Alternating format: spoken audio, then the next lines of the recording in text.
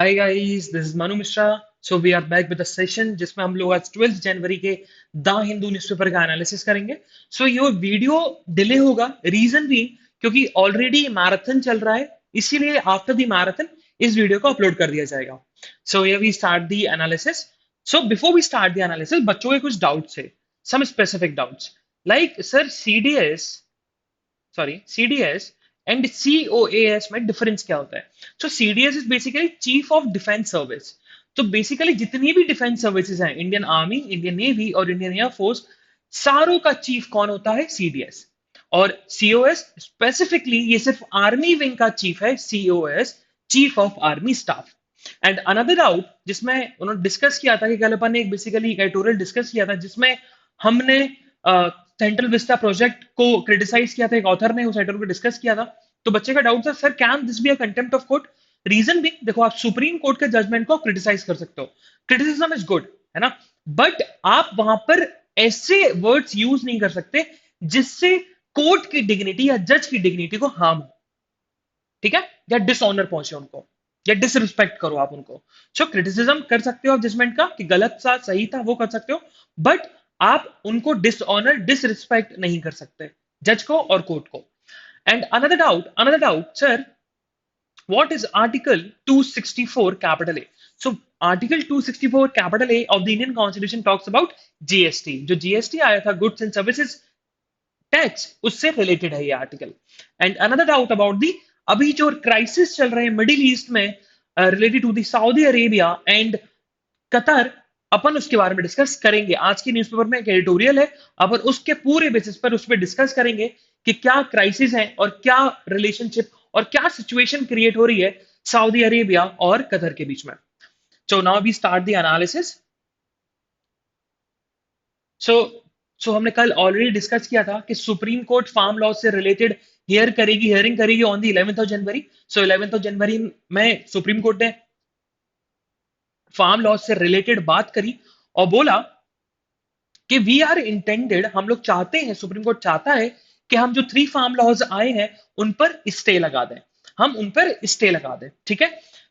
अब स्टे लगाने के पहले वो लोग फार्म लॉस को सही तरीके से रीड करना चाहते हैं।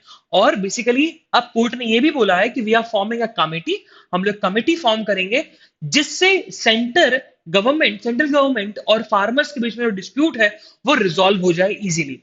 तो अभी सुप्रीम कोर्ट ने बोला है 3 फार्म लॉज आए, हम उनको स्टे लगाने वाले हैं। और अनदर थिंग, सुप्रीम कोर्ट ने सेड कि हम लोग कमिटी फॉर्म करने वाले हैं और उस कमिटी के अकॉर्डिंग जो भी डिस्प्यूट है सेंट्रल गवर्नमेंट और फार्मर्स के बीच में related to the farm laws, उसको रिजॉल्व किया जाएगा।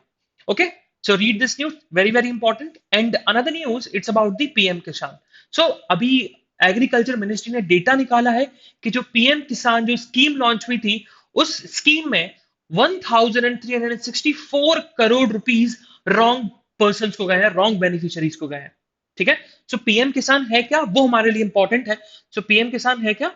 सो पीएम किसान is a central flagship scheme, जो कि यहां लिखा हुआ है, जो कि इनकम प्रोवाइड करता है टू दी फार्मर्स। कितने रुपीस का? ₹6,000 एनुअली। और ये बेसिकली इंस्टॉलमेंट में दिया जाता है, 2000 के इंस्टॉलमेंट में 3 टाइम्स। एंड अनदर थिंग, हमको ये पता लगेगा कि ये पीएम किसान किन फार्मर्स को मिलती थी। सो प्रीवियसली बिफोर दी कोविड-19, ये सिर्फ स्मॉल एंड मार्जिनलाइज फार्मर्स को मिली जाती थी ये स्कीम। इसमें ये small and marginalise farmers beneficiary होते थे इस स्कीम के अकॉर्डिंग, पीएम किसान स्कीम के अकॉर्डिंग। और ऐसे फार्मर्स जिनके पास लैंड 2 हेक्टेयर या उससे कम लैंड है, ठीक है। लेकिन आफ्टर द कोविड इसका क्राइटेरिया जो है पीएम किसान स्कीम का जो क्राइटेरिया था उसको बड़ा कर दिया, उसमें सारे फार्मर्स को इंक्लूड कर दिया, ठीक है। So now we move further. So it's about the Rubiya Sayeed kidnap. So basically एक पॉलिटिकल ऑर्गेनाइजेशन है in the Jammu and Kashmir, जो कि इंडिया में भी रेगुलेट करती है, और जम्मू एंड कश्मीर जो कि पाकिस्तानी कंट्रोल में है वहां भी रेगुलेट करती है। जेकेएलएफ, और जेकेएलएफ के अभी जो चीफ है यासीन मलिक, उन पे अभी चार्जेस लगे हुए हैं। रीजन बीइंग क्योंकि 1989, इन द ईयर 1989, उस समय महबूबा मुफ्ती की सिस्टर, जो कि एक्स चीफ मिनिस्टर है जम्मू एंड कश्मीर की, महबूबा मुफ्ती सिस्टर रुबिया सैयद, उनको किडनैप कर लिया गया था बाय दी जेकेएलएफ के। वो मिलिटेंट्स को छोड़ दें, उनको किडनैप कर लिया और उन्होंने सेंट्रल गवर्नमेंट से डिमांड करी कि आप हमारे मिलिटेंट्स को छोड़ दें, तभी हम जो रूबिया सैयद है उनको रिलीज करेंगे, ठीक है, तो उनके ऊपर भी केस चलने वाला है, यासीन मलिक। सो हमको क्या रीड करना है, हमको क्या पता करना है कि what is JKLF। Now we move further. So this is about city news. So city news में आज कुछ इंपॉर्टेंट नहीं है ऐसा। ठीक है, now we move to our north east page. So north east page में related to the Rajasthan. So Rajasthan में ये बोला गया कि जितने भी पॉटली फार्म है, पॉटली फार्म जितनी भी पॉटली फार्म है, वहां पर एवियन फ्लू के कोई भी केसेस नहीं मिले तो पॉटली फार्म को हम बंद नहीं करेंगे, बैन नहीं करेंगे। ठीक है, और ऑलरेडी बहुत सारे साइंटिस्ट ने बोला भी है कि अगर आप चिकन खाते हो या नॉनवेज खाते हो, ठीक है, तो it will not be harmful अगर वो सही तरीके से उसको आप पका रहे हो, मतलब सही तरीके से आप उसको अगर हीट कर रहे हो एट दी 70 डिग्री सेल्सियस पर उसको आप हीट कर रहे हो, तो उसमें ब्लड फ्लू के कोई भी वायरस नहीं हो सकते। ठीक है, ब्लड फ्लू एलिमिनेट हो जाएगा उस बर्ड से अगर बर्ड इन्फेक्टेड भी है तो। ठीक है, तो अभी राजस्थान ने क्या बोला, राजस्थान गवर्नमेंट ने क्या बोला है कि जितनी भी पोल्ट्री फार्म है वहां पर कोई भी केसेस नहीं निकले एवियन फ्लू के, इसीलिए हम लोग बैन नहीं कर रहे, हम लोग पोल्ट्री फार्म को बंद नहीं कर रहे। Now we move further. So this is very very important. This is very very important because on the borders of Nagaland and Manipur एक वैली है, दुस्कोस वैली। तो दुस्कोस वैली हमको याद रखना है कि दुस्कोस वैली है कहां पर। तो दुस्कोस वैली है कहां पर, मणिपुर और नागालैंड के लैंड बॉर्डर पर है। ठीक है, मणिपुर और नागालैंड बॉर्डर पर है। ठीक है, ये वैली याद करना है, डायरेक्टली पूछ लिया जाता है। ये अभी करंट न्यूज में क्यों है, रीजन भी यहां पर वाइल्ड फायर स्टार्ट हो गई, वाइल्ड फायर स्टार्ट हुई इसीलिए, और 2 दिन से वाइल्ड फायर चल रही है। ठीक है, sorry not 2 days, it's basically from the past 2 weeks। 2 weeks से ये वाइल्ड फायर चल रही है इन दी वैली ऑफ दुष्को। ठीक है, now we move further. So आज on the page of west, west में आज कुछ इंपॉर्टेंट न्यूज नहीं है, समथिंग पॉलिटिकल न्यूज। तो यस, आज 4 आर्टिकल इंपॉर्टेंट है, 4 articles are important. One is related to the international relations के इंटरनेशनल वर्ल्ड ऑर्डर में क्या चेंज आया, इंडिया कितना अफेक्ट होगा, and about the democracy, federalism को डिस्कस करेंगे, फेडरलिज्म के पॉजिटिव क्या होते हैं, और पब्लिक कंसल्टेशन, अगर कोई भी पॉलिसी को इंप्लीमेंट करना है तो पब्लिक कंसल्टेशन का कितना इंपॉर्टेंस होता है। And another article it's about the, जो अपन डिस्कस करने वाले थे, सऊदी अरेबिया और कतर के रिलेशंस जो 2017 में खराब हुए थे और अब उनके बॉर्डर्स खोल दिए गए, अब पीस ट्रीटी साइन हो चुकी है। And another article it's about the gender equality. अपन जेंडर इक्वालिटी से रिलेटेड अपन आर्टिकल पढ़ेंगे। So before we sorry, so now we move to our first article about the foreign policy. India की foreign policy क्या होनी चाहिए ये discuss नहीं किया, डिस्कस ये किया है कि इंडिया की फॉरेन पॉलिसी कितनी डिटोरिएट होने वाली है, कितनी डिक्रीज हो गई है ना, अपन उसको डिस्कस करेंगे। और चाइना कितना इवॉल्व हो रहा है, चाइना एक one of the most developed, one of the most super power country में बढ़ता जा रहा है, वो अपन डिस्कस करने वाले हैं। तो इंडिया के लिए कितना बेकार है और कितना कितना कितना डेंजरस है according to the foreign policy and international relations.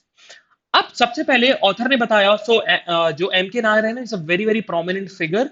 ठीक है, because he is the former national security adviser. तो करंट नेशनल सिक्योरिटी एडवाइजर कौन है, अजीत डोभाल। तो ये फॉर्मर नेशनल सिक्योरिटी एडवाइजर रहे हैं और he is the former governor of the West Bengal. So बहुत ही प्रोमिनेंट फिगर है ये इंडिया में। सो उन्होंने आर्टिकल लिखा है जो very very important. So first article उन्होंने बताया, फर्स्ट न्यूज उन्होंने बताया कि जो लीडरशिप है वो चेंज होने वाली है, लीडरशिप चेंज होने वाली है, leadership in the world order. क्योंकि United States of America from the past 50 to 60 years leader एक तरीके से एज ए लीडर था ऑन दी वर्ल्ड। ठीक है, एक तरीके से लीडर की तरह बिहेव करता था, बट नाउ लीडरशिप चेंज होने वाली है। अब कोई भी लीडर नहीं बचा ना। अब सुपर पावर पहले क्या था, before the 21st century, in the 20th century सिर्फ 2 सुपर पावर हुआ करती थी। वन इज रशिया जो previously known as USSR and United States of America. But अब बहुत सारी कंट्रीज है, बहुत ज्यादा डेवलप्ड हो गई, लाइक चाइना, जापान, और इंडिया भी बहुत डेवलपिंग है। ठीक है, तो अभी देखा जाए तो सभी के पास, मेजोरिटी ऑफ द कंट्रीज जो कि डेवलप्ड कंट्रीज है, उनके पास न्यूक्स है, न्यूक्लियर वेपन्स है। तो सारे लोग एक तरीके से अपने ही आप में सुपर पावर है, कोई भी लीडर नहीं है। और आफ्टर द इलेक्शन 2016 इलेक्शन, जब डोनाल्ड ट्रंप प्रेसिडेंट बने थे, तो यूनाइटेड स्टेट्स की इमेज बहुत ज्यादा खराब हो गई थी इन दी वर्ल्ड ऑर्डर, क्योंकि उनकी पॉलिसी जो थी, डोनाल्ड ट्रंप की पॉलिसी जो थी, उनकी वजह से यूनाइटेड स्टेट्स ऑफ अमेरिका थोड़ा सा कम रिलेशंस रखे उन्होंने, बहुत सारी कंट्रीज के साथ उन्होंने रिलेशंस, जो उनके टाइप से उन्होंने तोड़ दिए। तो अपन उसको इसी बारे में डिस्कस करेंगे, और रिलेटेड टू दी इंडिया, अपन इंडिया से कैसे रिलेटेड है। So the first news, first issue जो उन्होंने डिस्कस किया about the united European union and China. सो अब देखा जाए तो जब कोरोना वायरस स्टार्ट हुआ था सारी कंट्रीज चाइना के अगेंस्ट थी, बट अभी रिसेंटली क्या हुआ, अब यूरोपियन यूनियन ने अभी इकोनॉमिक टाइज स्टार्ट किए हैं चाइना के साथ। तो पहला इश्यू ये है, European Union European Union China comprehensive agreement on investment. So investment treaty sign हो गई है यूरोपियन यूनियन और चाइना के बीच में। सो देखा जाए तो एक इतना बड़ा इन्फेक्शन, इतना बड़ा वायरस जो कि चाइना से स्टार्ट हुआ, और चाइना चाइना से लोग ने हेट भी किया, उस कंट्री से लोगों ने अगेंस्ट आर्ग्यूमेंट भी दिए, तब भी बहुत सारी बड़ी बड़ी ऑर्गेनाइजेशंस लाइक ईयू और बहुत बड़ी बड़ी कंट्रीज चाइना की तरफ इंक्लाइंड है। ठीक है। सो तो ईयू और चाइना के बीच में इन्वेस्टमेंट ट्रीटी हो गई है। ठीक है। सो ये बताया कि चाइना ने देखा, यूरोपियंस के लिए इकोनॉमी फर्स्ट आती है, economy is the first thing जो यूरोपियंस के लिए आ जाती है। ठीक है। उनको फर्क नहीं पड़ता कि उन वो जिससे उन्होंने टाइज किए हैं, जो उन्होंने इकोनॉमिक्स टाइज किए हैं, वो कैसी कंट्री है, तो उनको सिर्फ इकोनॉमी से फर्क पड़ता है। जो भी इकोनॉमी की बेनिफिशियल है, उनकी इकोनॉमी के लिए बेनिफिशियल है, वो टाई अप कर लेंगे। And another thing, it's about the stronger China. So stronger China में डिस्कस क्या किया गया कि अभी जैसे इंडिया में क्वाड ग्रुप में इन्वॉल्व हो गया इंडिया, जहां पर इंडिया का ज्यादा इन्वॉल्वमेंट होगा, ज्यादा का एक तरीके से ज्यादा डोमिनेंस होगा इंडो पैसिफिक रीजन, और चाइना ने उसको रिटेलिएट करने के लिए अभी रिसेंटली थर्ड एयरक्राफ्ट कैरियर 2021 में स्टार्ट करने वाले हैं। और ये कैरियर कहां रेगुलेट करेगा, इंडो पैसिफिक रीजन, जिससे ये रिटेलिएट करेगा, ये जो एयरक्राफ्ट कैरियर एक तरीके से रिटेलिएट करेगा जो क्वाड ग्रुप बना है बिटवीन द फोर नेशन, जिसमें जापान, इंडिया, ऑस्ट्रेलिया और यूनाइटेड स्टेट्स आते हैं, टू क्रिएट अ डोमिनेंस और to counter the China in the Indo Pacific region. तो चाइना भी इसको काउंटर कर रहा है by making a third aircraft carrier in the year 2021। Now we move further. So already इसमें डिस्कस किया गया कि हांगकांग में इतने प्रोटेस्ट हुए थे, फिर उग्योर मुस्लिम्स की अगेंस्ट चाइना चाइना गवर्नमेंट ने इतना ज्यादा एक तरीके से इतने ज्यादा उन्होंने उनको एक तरीके से उनको मुस्लिम्स के अगेंस्ट, जो चाइना के मुस्लिम्स है, उग्योर मुस्लिम्स, उनके अगेंस्ट इतनी ज्यादा अट्रोसिटीज करी थी, तब भी वर्ल्ड चाइना की तरफ इंक्लाइंड है। ठीक है। Now we move further. So ये वही आर्टिकल है कि इकोनॉमी के लिए यूरोपियंस के लिए फर्स्ट क्या आती है, इकोनॉमी, फिर सेकंड चीज बाद में आएगी, लेकिन फर्स्ट चीज उनकी क्या है, इकोनॉमी। एंड बाद में बताया कि रशिया भी बहुत ज्यादा इंक्लाइंड हो रहा है किसकी तरफ, चाइना की तरफ। टर्की भी बहुत ज्यादा टर्की के भी बहुत अच्छे टाइज है चाइना के फेवर में। Now we move further. Now अब ये डिस्कस किया गया India isolated. So India isolated में बताया गया कि इंडिया के रिलेशंस कैसे खराब होते जा रहे हैं। सो इंडिया के ऑलरेडी रिलेशनशिप अच्छे थे किसके साथ, रशिया के साथ। ऑलरेडी अच्छे रिलेशन थे अपनी नेबरिंग कंट्री के साथ, नेपाल के साथ, बांग्लादेश के साथ, म्यांमार के साथ, श्रीलंका के साथ, अफगानिस्तान के साथ, ईरान के साथ। बट हमने क्या किया, हमसे गलती हो गई जो कि हमने इसमें डिस्कस किया, हमारी जो फॉरेन पॉलिसी है, हम थोड़ा इंक्लाइंड हो गए, हमने थोड़ी फ्रेंडशिप ज्यादा बढ़ा ली टू दी वेस्टर्न कंट्रीज, और स्पेशली किस कंट्री से, यूनाइटेड स्टेट्स ऑफ अमेरिका से। जैसे ही हमने यूनाइटेड स्टेट्स ऑफ अमेरिका से फ्रेंडशिप बढ़ाई, तो हमारे रिलेशनशिप चाइना से तो खराब थे ही, उसके साथ साथ रशिया से भी खराब हो गए। रीजन बीइंग क्योंकि चाइना और यूनाइटेड स्टेट्स ऑफ अमेरिका दोनों ही काउंटर है, एक दूसरे के काउंटर पार्ट है, तो रशिया से भी हमारे रिलेशन खराब हो गए। और उसके बाद हमारे नेपाल से भी रिसेंटली रिलेशन खराब हुए, और यूनाइटेड स्टेट्स की वजह से, हमारे close relationship of with United states की वजह से हमारे ईरान के साथ भी रिलेशनशिप खराब हुए, क्योंकि यूनाइटेड स्टेट्स ऑफ अमेरिका ने ईरान के ऊपर सैंक्शंस लगा दिए थे, और बोला गया था कि जो अदर कंट्रीज है वो भी सैंक्शंस लगाएं, वो भी ट्रेड ना करें ईरान के साथ। अगर वो ट्रेड करती है तो उस कंट्री के और यूनाइटेड स्टेट्स ऑफ अमेरिका के रिलेशन खराब हो सकते हैं।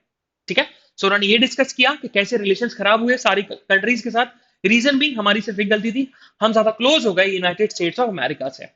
और लास्ट में डिस्कस किया कि जो बड़ी बड़ी ऑर्गेनाइजेशंस हैं इन दी मोर मिसेस देन हिट्स, इसमें इस पैराग्राफ में, इस पैसेज में डिस्कस किया कि जो बड़ी बड़ी ऑर्गेनाइजेशन, जो इंडिया उसका बेसिकली कोर फाउंडर था, वो एक तरीके से स्टैब्लिश नहीं कर पाया और एक तरीके से रेगुलेट नहीं कर पाया इन दी करंट सिचुएशन। सो जो जवाहरलाल नेहरू का जो ब्रेन चाइल्ड था नैम, उसको सही तरीके से आगे फॉरवर्ड नहीं ले जा पाया इंडिया। देन शार्क नेशन जो थे, शार्क नेशन से भी अच्छे रिलेशन नहीं रख पाया, और जो शार्क जो एक ऑर्गेनाइजेशन है उसको भी अपन ने खो दिया, गवा दिया एक तरीके से। अब कोई मीटिंग नहीं हुई, बहुत बहुत समय हो गया शार्क नेशंस की मीटिंग एक साथ नहीं हुई है, बिकॉज इंडिया और पाकिस्तान के रिलेशन बहुत ज्यादा खराब हो गए थे, और दोनों ही कंट्रीज शार्क नेशन के पार्ट है। एंड अभी जो रिसेंटली बहुत ज्यादा ऑर्गेनाइजेशन बढ़ी है, जैसे कि BIMSTEC Bay of Bengal initiative for multi sectoral technical and economic corporation, उसमें भी कुछ ज्यादा ज्यादा एक तरीके से बहुत ज्यादा कंट्री का इन्वॉल्वमेंट नहीं रहा। एंड अभी रिसेंटली इंडिया ने रीजनल कॉम्प्रिहेंसिव इकोनॉमिक पार्टनरशिप से बैकआउट कर लिया, ऑप्ट आउट कर लिया। तो ये भी बहुत खराब है। सो इंडिया की फॉरेन पॉलिसी देखा जाए तो अभी इतनी अच्छी नहीं है। सिर्फ अच्छी अगर देखा जाए तो यूनाइटेड स्टेट्स ऑफ अमेरिका से अच्छी है। But United States of America की हमेशा से हिस्ट्री रही है कि उनका कोई भी एक तरीके से किसी भी कंट्री के साथ अच्छे रिलेशंस नहीं रहे। अगर कभी रहे हैं अच्छे रिलेशंस तो बाद में इन द फ्यूचर उनके रिलेशंस हमेशा खराब होते रहे। तो अकॉर्डिंग टू द ऑथर हमें यूनाइटेड स्टेट्स से ज्यादा क्लोज नहीं होना चाहिए और different countries, African countries, West Asian countries और या फिर गल्फ कंट्रीज से रिलेशंस या फिर लैटिन अमेरिकन कंट्रीज से रिलेशंस बढ़ाने चाहिए। डिफरेंट कंट्रीज में हमें ज्यादा ज्यादा जाना चाहिए, उनके साथ रिलेशनशिप करने चाहिए अगर हमें अपनी इंटरनेशनल रिलेशंस और अपनी फॉरेन पॉलिसी को स्ट्रॉन्ग करना है तो। Now we move further to a next editorial. So it's about the federalism. So they have talked about के रिसेंटली सबसे पहले एग्जांपल दिया कि जैसे सेंट्रल गवर्नमेंट ने रिसेंटली 3 फार्म लॉज को इंप्लीमेंट कर दिया without the consultation with the beneficiaries. Beneficiaries कौन थे 3 फार्म लॉज में? फार्मर्स। तो फार्मर से बिना कंसल्टेशन के 3 फार्म लॉज को जो इंप्लीमेंट किया उनका कैसा एक तरीके से रिजल्ट देखने को मिल रहा है कि फार्मर प्रोटेस्ट कर रहे हैं उन 3 फार्म लॉ से रिलेटेड। सो व्हाट हैपन उन्होंने बेसिकली इट्स अबाउट कि उन्होंने फेडरलिज्म के बेनिफिट्स बताए इस एडिटोरियल में। ठीक है, फेडरलिज्म के बेनिफिट कैसे बताए कि जो मनरेगा एक स्कीम है, सेंट्रल गवर्नमेंट की स्कीम है जिसमें 100 डेज का वर्क मिलता है to the poor family in the rural areas और 100 डेज की वर्क पर उनको वेजेस मिलते हैं।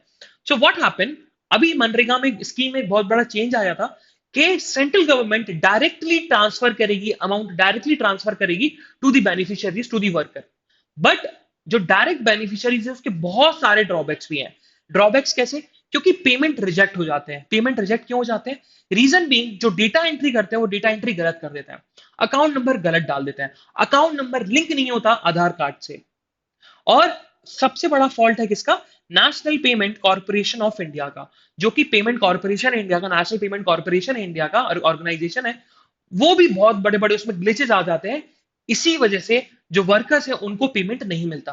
तो राजस्थान गवर्नमेंट ने क्या किया? राजस्थान गवर्नमेंट ने बेसिकली क्या किया, एक वर्कशॉप करी और उस वर्कशॉप में क्या किया, बहुत सारे ऑफिशियल्स, बहुत सारे ministers, MLA, even chief minister Ashok Gehlot directly farmer से मिले, डायरेक्टली वर्कर से मिले, रूरल पर्सन से मिले और विलेजर्स से मिले डायरेक्टली और उनसे पूछिए आपकी प्रॉब्लम्स क्या है। तो basically this is about the public consultation. और डायरेक्टली बेनिफिशियरी से पब्लिक कंसल्टेशन किया, डायरेक्टली उनसे बात करी और उनके इश्यूज को समझा। और उसका रिजल्ट क्या हुआ कि अभी तक सिर्फ 2.7% ही पेमेंट पेंडिंग पड़ी है।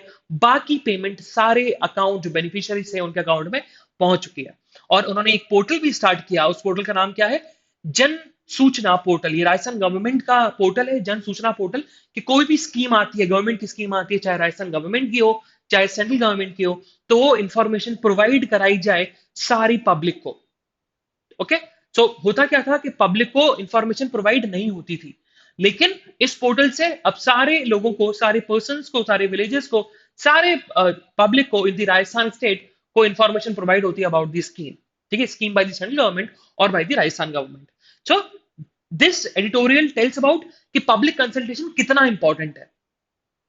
Now another issue it's about the Gulf nation. So recently Saudi Arabia के और कतर के रिलेशनशिप अच्छे हो गए।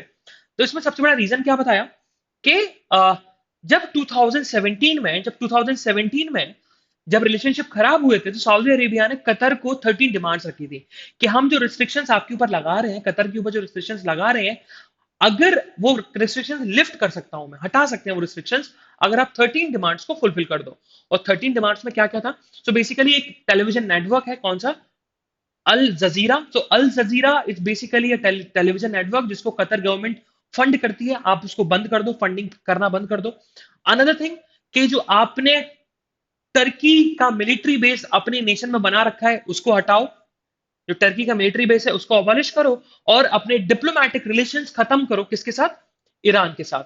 तो अपने ईरान के साथ तो उन्होंने 13 डिमांड्स में से 3 डिमांड्स मेजर मेजर ये डिमांड थी।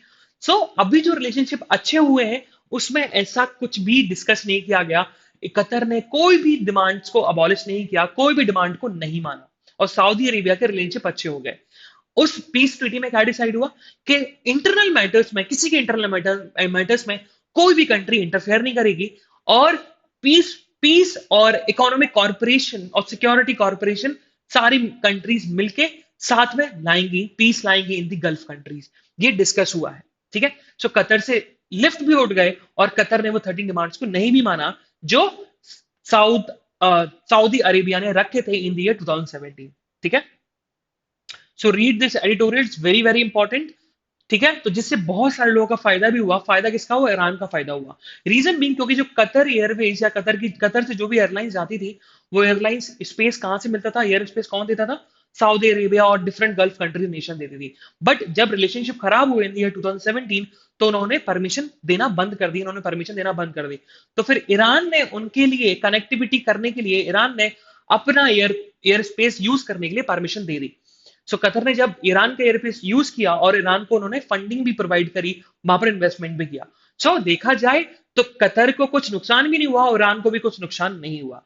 लेकिन in the future Saudi Arabia Qatar को फोर्स कर सकता है कि आप ईरान से अपने टाइज तोड़ दें, और टर्किश जो मिलिट्री बेस है वो अबॉलिश कर दें फ्रॉम दी कतर, ठीक है। So now we move further to the next editorial. So very very important editorial. अगर आपको गल्फ के बारे में समझना है, अपन को आपको समझना है कि क्या हुआ इन दी सऊदी अरेबिया एंड कतर, उनका उनका इशू क्या था, 2017 में क्या इशू रेज हो गए थे, क्यों सैंक्शंस लगा दिए थे कतर के ऊपर, और वो 13 डिमांड्स क्या थी, और उन 13 डिमांड्स में से क्या कतर ने उन डिमांड्स को माना रिसेंटली? तो कोई भी डिमांड्स को नहीं माना, और तब भी अच्छे इकोनॉमिक टाइज और अच्छे फ्रेंडली रिलेशनशिप स्टार्ट हो गए कतर के और सऊदी अरेबिया के। Now we move further. So this is about the Sunny Joe's article. It's about the gender equality. So what happened? What happened? अभी कमल हसन की जो पार्टी है, कमल हसन की जो पार्टी है, एमएनएम, उन्होंने एक तरीके से कॉन्सेप्ट लेके आए थे, अपने मैनिफेस्टो में कॉन्सेप्ट लेके आए थे अबाउट द जेंडर इक्वालिटी। उन्होंने क्या बोला था कि जो भी डोमेस्टिक वर्क और केयर वर्क करती हैं विमेन, वो अनपेड होता है, तो हम उनको पेड करेंगे, हम उनको पेड करेंगे। अब इस ऑथर ने, सनी जोस ऑथर, जो कि ऑथर है इस एडिटोरियल के, उन्होंने बताया कि देखा जाए तो ये जेंडर इक्वेलिटी को कम नहीं करेगा। क्यों कम नहीं करेगा? क्योंकि उन्होंने बताया कि अगर आपको gender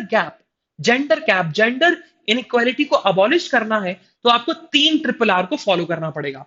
one thing is about recognition, one thing about reduction, and another thing about redistribution. तो triple R, one R is recognition, one R is reduction, and another R is, third R is redistribution. But जो policy है about the Kamal Haasan political party की जो policy है कि हम domestic women को paid करेंगे, अनपेड से पेड कर देंगे, उनको पैसा प्रोवाइड करेंगे, इससे सिर्फ एक आर फुलफिल हो रहा है, वो क्या है? रिकॉग्निशन, कि हम उनके काम को रिकॉग्नाइज कर रहे हैं। बट इससे रिडक्शन तो नहीं हो रहा, इससे रिडक्शन तो नहीं हो रहा, और इससे रीडिस्ट्रीब्यूशन भी नहीं हो रहा, क्योंकि जो डोमेस्टिक वुमेन है, अगर वो पेड हो जाएंगी, तो देखा जाए तो रिडक्शन तो नहीं, बल्कि काम इंक्रीज हो सकता है, कि आप जितना काम करोगे आपको उतना पे स्केल मिलेगा। सो रिडक्शन तो नहीं, उल्टा हो जाएगा। और रीडिस्ट्रीब्यूशन के लिए क्या करना पड़ेगा? रीडिस्ट्रीब्यूशन के लिए मेन को भी आगे आना पड़ेगा, मेन एज अ जेंडर को आगे आना पड़ेगा, to contribute his work, to contribute the work in the domestic work में उनको कंट्रीब्यूशन लाना पड़ेगा। बट ऐसी कोई पॉलिसी नहीं है, ठीक है। सो इसको बेसिकली, इस पॉलिसी को क्रिटिसाइज किया गया, बोला गया कि ये जेंडर गैप को कम नहीं करेगा, बस रिकॉग्नाइज करेगा विमेन को, वर्क को, ठीक है। Now we move further. So read this, it's very very important for the आपके फॉर दी वुमेन एम्पावरमेंट के लिए इंपॉर्टेंट है। और इसमें डेटा भी दिया गया हुआ है कि डेटा बताता क्या है। Data, these data talks about के इन दी तमिलनाडु स्टेट और in the centre, in whole India के 90% of the women domestic workers में अपना टाइम इन्वेस्ट करती हैं, अराउंड 299 मिनट्स, अराउंड देखा जाए तो 5.5 आवर्स इन्वेस्ट करते हैं daily on the domestic works, और man around 1.5 hour 95 minutes invest करते हैं। सो कितना जेंडर गैप है, उसको कैसे एलिमिनेट करना है, वो जो कमल हसन की पॉलिटिकल पार्टी है वो सिर्फ रिकॉग्नाइज कर रही है, एक तरीके से जेंडर गैप को कम नहीं कर रही। Now we move further. So now we move further to our national issues. So national news में आज कुछ इंपॉर्टेंट नहीं है, समथिंग अबाउट रीजनल न्यूज ही है आज। सो एक चीज इंपॉर्टेंट है कि जो अभी जो श्रीपद नायक, जो कि आयुष मिनिस्ट्री के मिनिस्टर हैं, एक कैबिनेट मिनिस्टर है, उनका एक्सीडेंट हो गया। उनके एक्सीडेंट में बेसिकली उनकी वाइफ की भी डेथ हो गई। So it's very very important, हमको इससे पता लगता है कि जो आयुष के मिनिस्टर कौन है, आयुष मिनिस्ट्री है क्या, वो आप गूगल करो, ठीक है। So it's about the A for Ayurveda, Y for Unani, yoga, sorry, और आयुष का पूरा पूरा फुल फॉर्म है, ठीक है? सिद्धा homeopathic and U for Unani. So A for Ayurvedic, Y for yoga, U for Unani, S for Siddha and H for homeopathic. So एक ministry start हुई थी in the first by the Modi government. उन्होंने ये मिनिस्ट्री को स्टार्ट किया था और इसके फर्स्ट मिनिस्टर कौन है? श्रीपद नायक. तो वेरी वेरी इंपॉर्टेंट. सो एक जगह नोट डाउन कर लो. Now we move further. Another important news about the doctor Reddy. So अपन ये पढ़ रहे हो ना, स्पटनिक 5. सो स्पटनिक 5 ये वैक्सीन किसकी है? कोरोना वायरस से रिलेटेड वैक्सीन है. बट ये किस कंट्री की वैक्सीन है? रशिया से. रशिया की वैक्सीन है यार. सो वेरी वेरी इंपॉर्टेंट. एक जगह नोट डाउन कर लो कि स्पटनिक 5 कहाँ की वैक्सीन है? रशिया की. डायरेक्टली करंट अफेयर्स में पूछ सकते हैं. इन दी एलिट पर्सपेक्टिव बहुत ज्यादा इंपॉर्टेंट हो जाएगा. Now we move further. So again about the जो पैनल है, पैनल ने क्लियर कर दिया कि जो सेंट्रल विस्टा प्रोजेक्ट है उसको आप गो टू गो जा सकते हो. आप उसको अपना प्रोजेक्ट को स्टार्ट कर सकते हो और उसमें कोई भी ग्लिचेस नहीं आएंगे. कोई भी उसमें बेसिकली देखा जाए तो कोई भी उसमें अब कोई, क्योंकि अब तो सुप्रीम कोर्ट ने ही बोल दिया कि जो सेंट्रल विस्टा प्रोजेक्ट है वो बिल्कुल करेक्ट है, उस पर कोई भी रोक नहीं लगा सकता. और पैनल ने भी क्लियरिटी दे दी. पैनल ने भी जो पार्लियामेंट प्रोजेक्ट है उसको भी क्लियर कर दिया. सो आपको एक चीज याद करनी है, वो कौन सा पैनल है, ठीक है? सो पैनल का नाम याद करो, ठीक है, कि कौन सी पैनल है, न्यूज में दिया हुआ है. Now we move further. So this is, we have to skip this. So again in the world news में क्या important हो जाता है? WHO से related. So WHO के जो एक्सपर्ट हैं, WHO वर्ल्ड हेल्थ ऑर्गेनाइजेशन के एक्सपर्ट है. अपन ने कल पढ़ा था कि चाइना मना कर रहा है कि WHO एक्सपर्ट्स ना आए, बट चाइना ने बोला है नहीं, वो आ सकते हैं क्योंकि कोरोना वायरस यहीं से इवॉल्व हुआ. उसको रीड करो, बिल्कुल रीड करो. हम उनको परमिशन दे रहे हैं कि WHO एक्सपर्ट्स आए और जो ऑरिजिन है कोविड-19 का उसको ट्रेस कर सकते हैं. So now we move further. So world news में सिर्फ इतनी ही न्यूज इंपॉर्टेंट है आज. सो अगेन इकोनॉमी में आज कोई ऐसी इंपॉर्टेंट न्यूज नहीं है. Something about private investment and the private company से रिलेटेड न्यूज है. सो this is the analysis, today analysis of the Hindu, है ना? सो आज ये डिले होगा, वीडियो डिले होगा. रीजन भी क्योंकि मैराथन चल रही है और ये रात तक आ जाएगा. तो एनालिसिस आप रात में भी देख सकते हो. फिर अपन कल फिर मिलेंगे विद दी 30 जनवरी के एनालिसिस, 30 जनवरी के द हिंदू का एनालिसिस को लेकर, और हम लोग उसमें कुछ नई चीज डिस्कस करेंगे और आपके डाउट्स को भी डिस्कस करेंगे. तब तक के लिए बाय बाय, हैव फन.